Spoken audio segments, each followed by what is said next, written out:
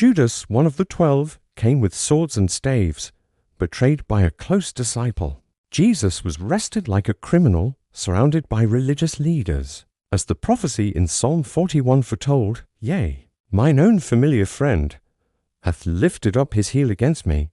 This was no accident, but a fulfillment of prophecy.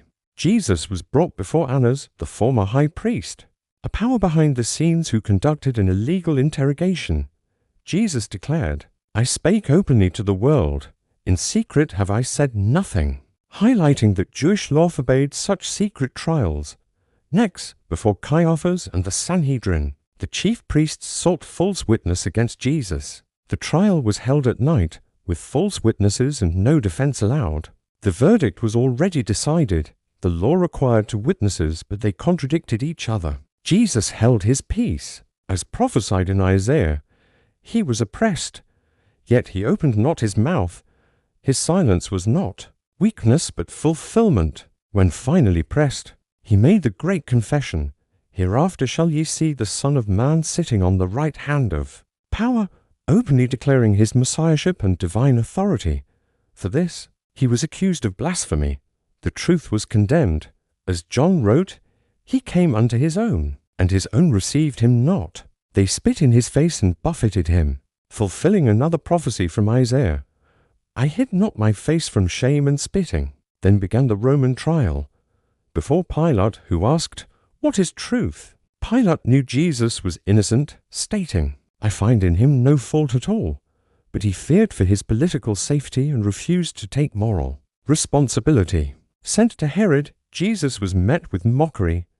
Herod wanted entertainment but received only silence. He rejected the truth, and Jesus was despised and rejected as Isaiah foretold. The crowd chose Barabbas, a murderer and rebel, to be released over the innocent and righteous. Christ, he was made to be sin for us. Pilate washed his hands, claiming innocence. But responsibility cannot be washed away. The crowd cried, "His blood be on us and on our children," a curse fulfilled in the judgment of AD 70.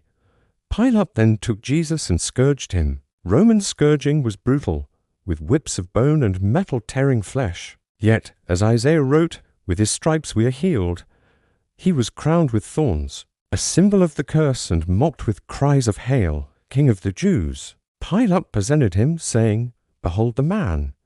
Behold the last Adam, the suffering servant, the sin-bearer." But the crowd raged, "Crucify him, crucify him." Jesus was sentenced to death, delivered not by man's will alone, but by the determinate counsel and foreknowledge of God. Bearing his cross, he went forth, bearing our griefs. The trial proves man's total depravity and Christ's total innocence within God's perfect plan. For all have sinned, yet he was without sin. Now, you must decide. Will you be like Pilate, ruled by fear? Or Herod, by mockery? The crowd, by rejection? Or will you choose faith? For as Jesus said, "Every one that is of the truth heareth my voice."